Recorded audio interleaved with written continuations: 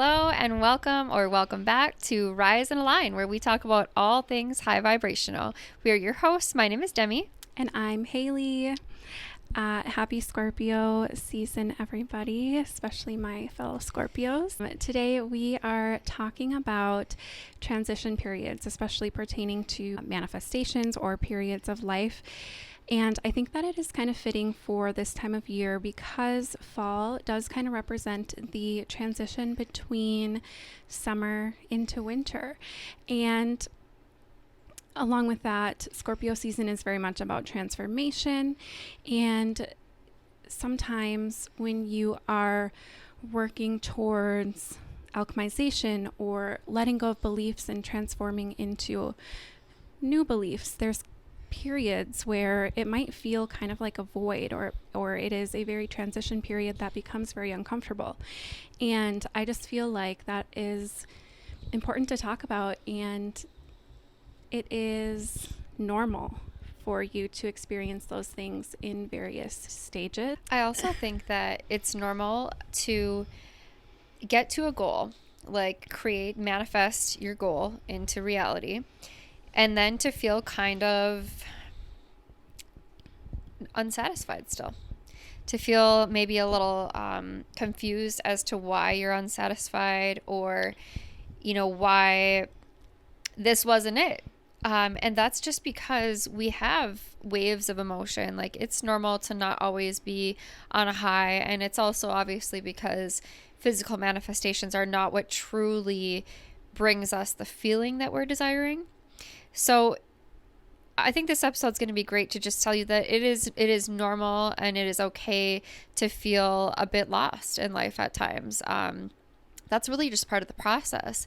And I think what's most important to remember during those times where you kind of feel like, well, what's next? Or like in an in-between period. Sometimes it's literally like in between jobs or in between relationships or in between moving, things like that. Like, things can feel a bit stagnant, a bit confusing, and sometimes just unsatisfying. And it's important to just remember to keep the faith. I truly believe that everything happens for a reason. Everything happens in divine timing. Everything is happening for you. And if you keep that faith, even if you don't know what's going to happen, even if you don't necessarily have an exact plan for your next step, it will come to you in divine time. Like, it always does work out, and eventually the right step will show itself to you. Actually, the other day you said something that really helped me. It just was such a great reminder. I said, I'm feeling two different ways. I'm feeling this cognitive dissonance and not knowing which way to go, not knowing what decision to make. And you said, well, when the time comes to make the decision, you're going to know.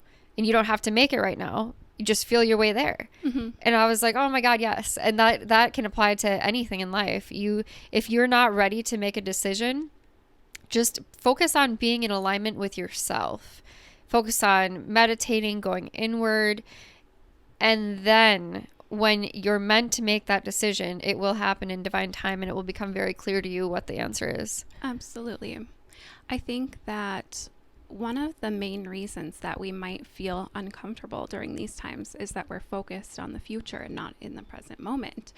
And a lot of times when you achieve something, you manifest something, you complete this goal that you've been chasing after, you might feel this sense of void or pressure to continue doing something, because we do live in a society where we are trained to achieve. We are trained to always be chasing something. And, depending on how you grew up or the beliefs that you have, you might feel unworthy if you're not always trying to achieve something, to prove yourself to someone. And I think that it is so important to allow yourself to step back into the present moment and appreciate all the things that you have accomplished. Allow yourself to celebrate your win, because I've talked about it before. I've got caught in the cycle of always having to move on to the next thing immediately, not even savoring what you've achieved, what you've done. And I think celebration and presence is so important when You might feel that way.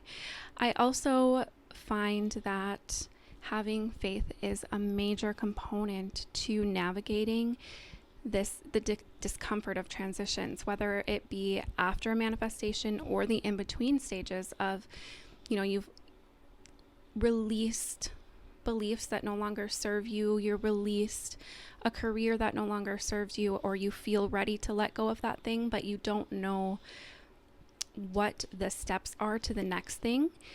That's uncomfortable. That's frustrating. It's easy to feel like maybe that's not what's meant for me, or how is that? It's easy to get lost in those negative beliefs, but having unwavering faith in your journey, in source, in your path is going to help you through that, because you know that everything will happen in divine time. And if you know that your desires desire you, you aren't worried about the when. You just take that next step, and you're not so worried about when it's going to happen. It hasn't happened yet. But instead of just knowing that it's going to work out when it's meant to, and being present and knowing that where you're at is where you're meant to be at, it's serving you for some reason, it's preparing you for the next step, and just having that faith, that trust, it's always going to kind of appease that discomfort and allow you to really receive, allow things to unfold for you instead of controlling or trying to force it. Absolutely. I think it's interesting because a lot of people have fear of the unknown, and sometimes so much so that it blocks them from letting go of the beliefs that are no longer serving them, because they get comfortable in that cycle, in those belief patterns or emotional patterns, usually both. And they don't know who they would be or what their life would be like if they were brave enough to let those go, or let the people in their lives go that are no longer serving them. The more you study how manifestation works, how the universal laws work, Bob Proctor would always say, the more you study, the more faith you'll have, and that blind faith is useless. But when you study, you have faith because you understand that that is how the world works. So a lot of times when I'm talking to people about fear of the unknown and kind of breaking that, I'm thinking about how our emotions are energy in motion, and how we're constantly acting out of that and attracting that same frequency. How you feel is what you're attracting. It's the conscious awareness of the frequency that you're at. So if you can keep your faith and knowing that everything's always worked out for me, it always has, why wouldn't it now? In fact, looking back, I bet you've grown a lot, not only physically, but mentally, emotionally. Like, you grow. That is part of the human experience, is that expansion. And things always work out. Yes, there are waves. Yes, sometimes bad things happen and you go through contrast and whatever, but you're still here. Things always work out. So when you keep your faith in that, and you keep your heart at that vibration of faith, you know that you're going to be attracting the reality that you can be faithful in, that you can have that faith and trust in, that your well-being is actually a known factor when you align with that. And so you don't have to fear the unknown, because there's nothing to fear but fear itself. And that's because when you're fearing, you're aligned with that vibration. And so you're going to attract things to fear, or you're going to attract what you are afraid of. And then it becomes the reality. Right. And I think it's so important to get to know yourself, because when you are introspective and connecting to your intuition, you have your guiding light, you have your North Star. So you know that it's going to work out for you. You know that whatever's meant to be will be, and you know what resonates with your soul. So again, you will know. Your intuition is your inner knowing. You'll know that that is your path, and things will unfold in the right time, and you'll trust that because you know that that is meant for you. And so getting to know yourself is so important and will guide you. And I also love that you mentioned growth, expansion, because if you think about it, even when you're a kid, you're physically growing. It does kind of hurt, and that is the same with your consciousness growing.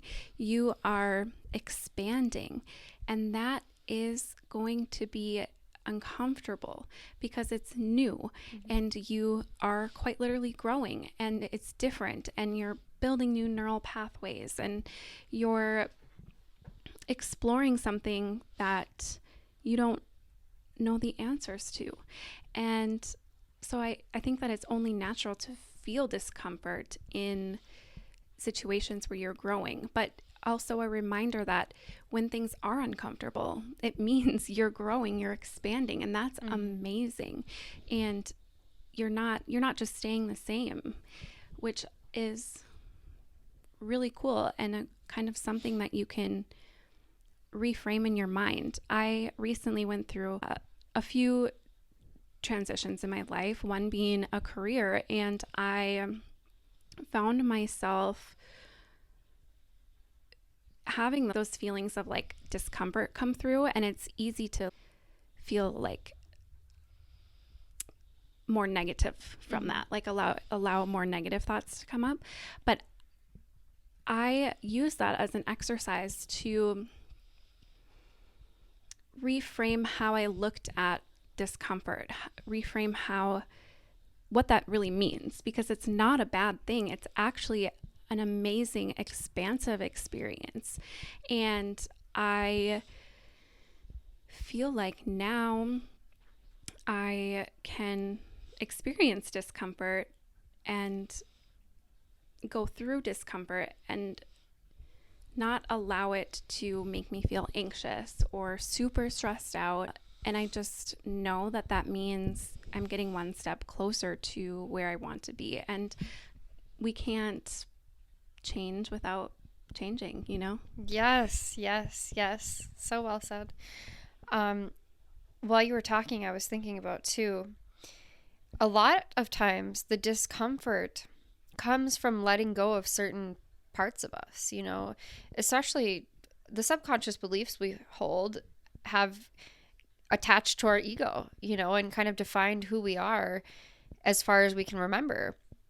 So a lot of times when people are changing and they're going through big changes in their life, they're letting go of a version of themselves. And a lot of people find it necessary to mourn that, because you are letting go of somebody. It's not who you are anymore. You don't have to hold on to them.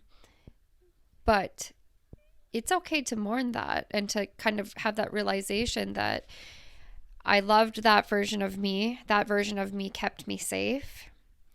But I don't have to hold on to that anymore, you know? Right. Kyle Cease, I went to a retreat with him, and he talked a lot about inner child. And a lot of times, like, these beliefs that we're holding are really our inner child just trying to protect itself. And so what he would do was say, okay, so what is your inner child feeling, right? And you'd say, like, well, my inner child is feeling fear, you know? And you'd say, okay. And you talk to your inner child and you say, you are allowed to feel fear in my body. And you just sit with that discomfort and you just let it out and you let it go. And in doing that, you can kind of let go of that inner child version of you. You know, you don't have to hold on to these beliefs and behaviors to protect yourself anymore. And that can be uncomfortable, you know, to let go of that part of you. I think that when you are in that situation of, I manifested this really amazing thing that I've been going after for so long, but you feel that void, you feel that dissatisfaction, I think that one, it might be because you haven't processed the things that you had to go through to get there. You are mourning that person that you lost, maybe the other pieces of your external reality that you lost along the way. You're kind of forced to face those things when you don't have that thing to chase after anymore. So you have to like look at that and process it. And for a lot of people that can feel constrictive. You don't want to like think about those things. So you just kind of maybe shut it out, or maybe you do explore those things, and that can be where some of that discomfort comes up. But I also think that when you're following your path and you are in these transition periods where things feel uncomfortable, and you might start having contrast come in. People start leaving your life. You have to move, or, things happen. And you might view that as a negative thing, but I think it's important to note that contrast is going to come up when you are growing, when you are up leveling, because you have to release the things that are no longer serving you. So that can be a source of discomfort. And I think that people can get caught up in that. But I think, again, it's important to come back to that unwavering faith of knowing what's meant to be will be. And when those things fall away, that is for your highest good. And that's allowing you to step into this higher version of you. Though it can be discouraging at the same time. You might get in your head and say, okay, maybe this isn't meant for me because this, and this is happening.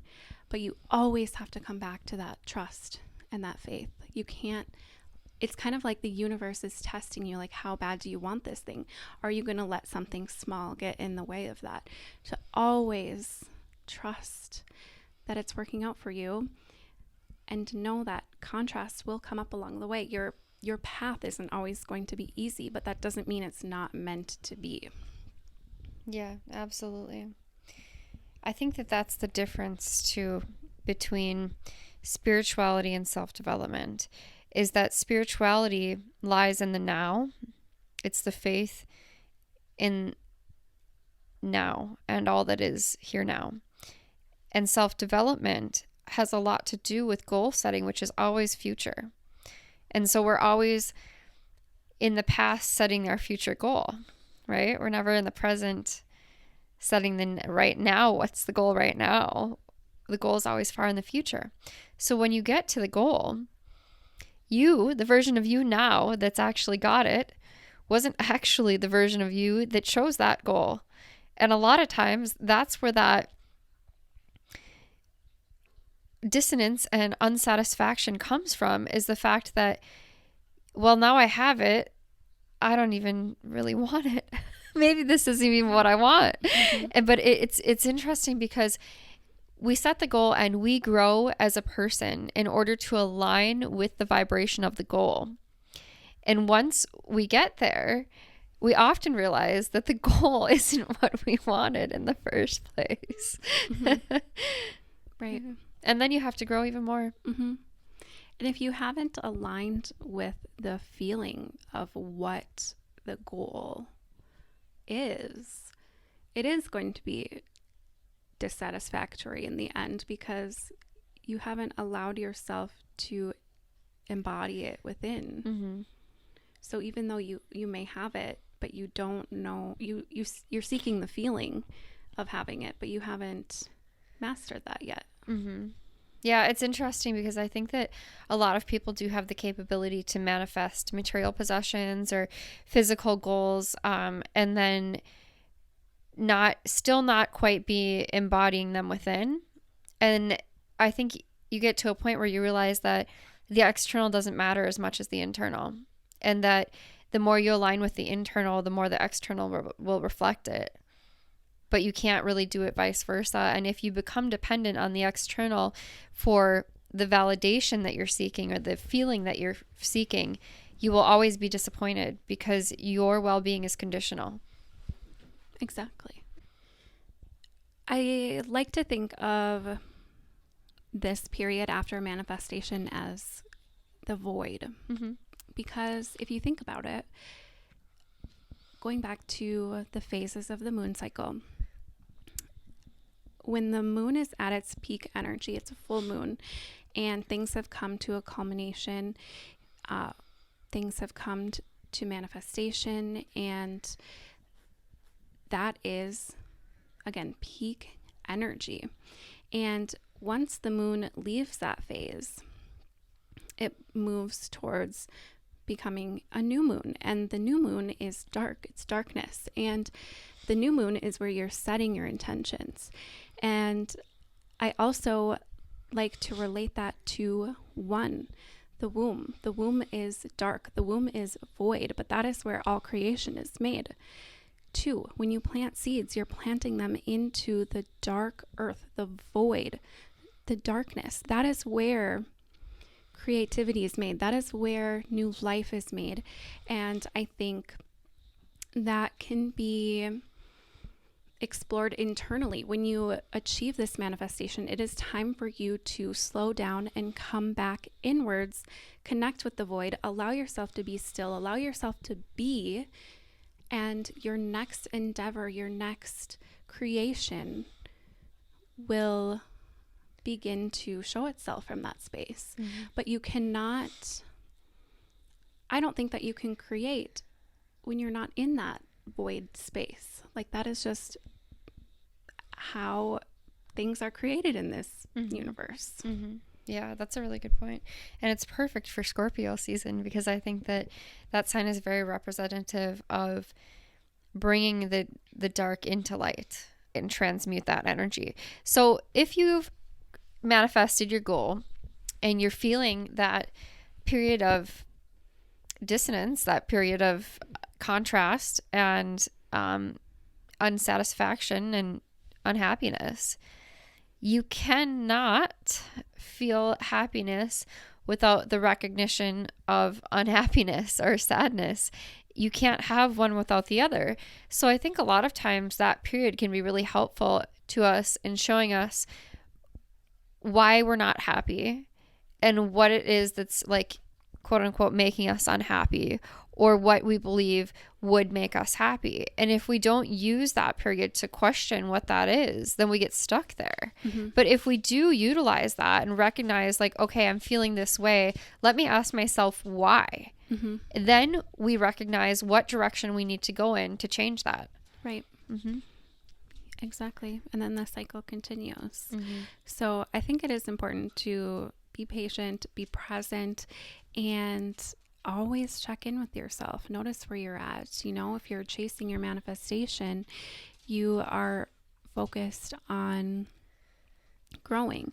But once you've achieved said manifestation, you are needing to go back inwards.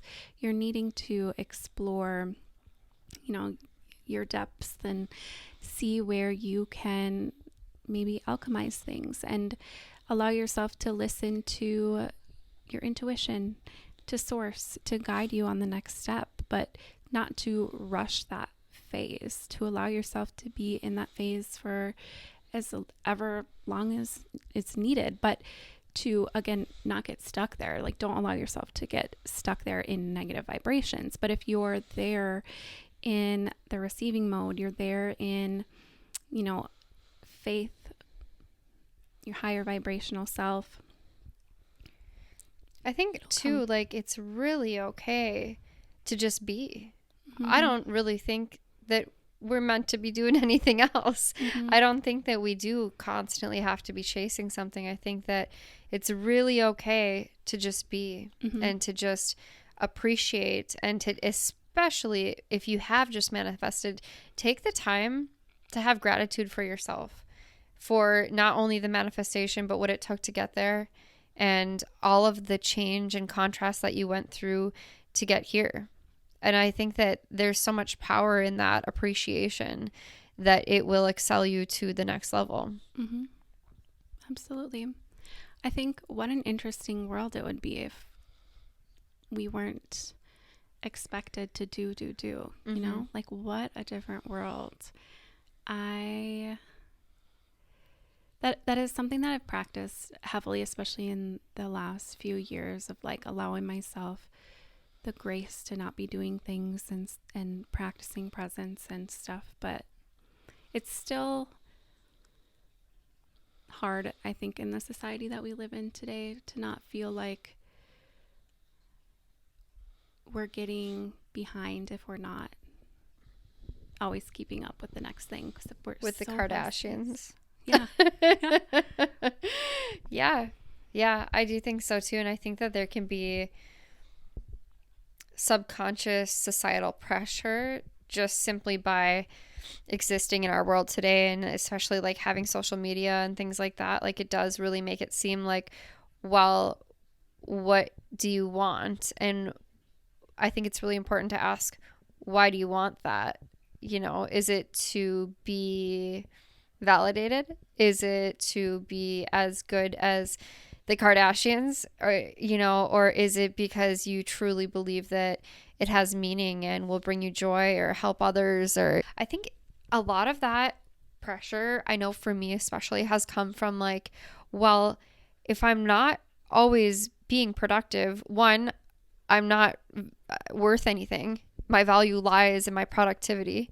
And because we believe that we must be efforting to make money. And so if I'm not efforting, well, surely I'll be homeless and the world will end, is what my subconscious says. You know, it's like on a conscious level, it's like, well, I have plenty of money. Like everything's going to be fine. It always works out. Like I don't really need to be working 24/7 or cleaning my house 24/7. But on a subconscious level, society has taught us that you need to always be working in order to be valuable, in order to be paid, in order to have the things you want. Or, you know, like there is no way that you're going to become wealthy by not constantly efforting, is pretty much what we're taught. And I actually don't think that's true anymore, you know, but definitely the subconscious, you know, if you aren't practicing, will always kick in and tell you like, no, you got to be doing this. You got to be doing this. Otherwise you'll die. You'll die. You better keep it up or you're going to die. But it's like, okay, like, no, that's not true at all, actually. And I love listening to Abraham Hicks because I remember for a long time, I had held these beliefs around money that were not great. And she would say, well, if you want to become wealthy, you've got to align with the feeling, right? She said, when you believe that you're wealthy, what does that feel like? Like, don't you want the money so that you can have a relaxing life of ease? Or do you think that you want to work 24/7? You know, like wealthy people aren't efforting all day, every day. Some of them are, and then they're not happy. And then are they really truly wealthy? Is that what wealth is, you know? Or do you want the wealth because you want the ease?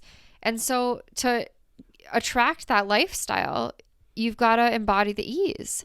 And so you don't always have to be efforting. And then again, you end up getting the wealth, but you find out that's not what you were chasing. You were chasing the ease. And then you allow yourself to feel ease along the journey, and that's what you wanted. And it doesn't matter if you achieve the goal. The journey is the goal. Yeah. Exactly. Yes. I think one last thing that I'll add to this, and I know that we will end up doing a winter episode, of course, but winter is the void. We're going into the void months where everything's stagnant, nothing's growing, nothing is doing it. We're not doing anything up here in northern Minnesota. Nothing's happening. And it is a great reminder that you're allowed to do the same. You're allowed to not be forcing, doing, chasing, just being this winter. Allow yourself to be present with yourself, get to know yourself. And from that, you will be able to set intentions in the spring based off of the reflections that you had over the winter. I can't wait. I'm excited. A slow episode. I will be being all winter with my cup of tea. Yeah. Well, on that note, shall we pull a card? Okay. What have we got? The Two of Cups. Two of Cups. Yay. I love this card. So there are, I know it's going to say, two beautiful witches standing together. They both have their chalices. There's mountains and stars and water behind them.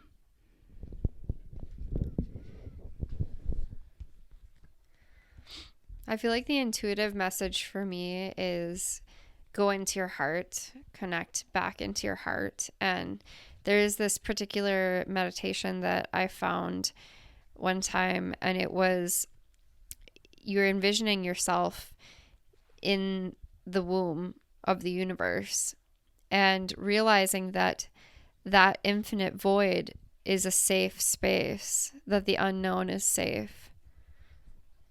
I think when we connect to our hearts, we feel that very deeply. Absolutely. That's beautiful. So we pulled the Two of Cups from the Moon Witch Tarot deck, and it represents friendship, partnership, connection, unity, respect, and cooperation. Upright, this card depicts two witches holding golden cups and peacefully talking to each other. They are joining forces to pursue their goals and committing to share them with one another. Together, they form a perfect balance. When the Two of Cups appears in a reading, it usually suggests the start of new relationship, exciting collaboration, or creative partnership. It may also preface the successful development of an existing relationship, whether romantic or platonic. Perhaps you share mutual interests and dreams, or you treat each other with respect. The aura of harmony and respect is always present when you are together. It could also signify a reconciliation between you and someone else, finally reaching compromise or mutual understanding. The reversed meaning of this card, if this resonates with you, usually points to a lack of harmony, support, or trust in your relationships. There may also be a presence of jealousy. Again, these can be friendships, romantic relationships, platonic business, or family affairs. The main lesson of the reversed Two of Cups is to love yourself unconditionally. Everything starts with self-love. When you love, accept, and honor yourself unconditionally, you show up as your best self. You treat yourself with respect and do not expect anything less from others. You do not project any worries or insecurities on the people around you. You trust and love yourself, and the world reflects that back to you. I feel like that's very lovely. One thing that I am getting when I read this is you can also think about this concept with you and the universe. You and the universe are co-conspiring together to create, but also you don't have to do everything alone. You can manifest with other people. You can have support from other people, and allowing yourself to invite in that support, invite in collaboration in different types of relationships, and just know that you don't have to be alone along your journey.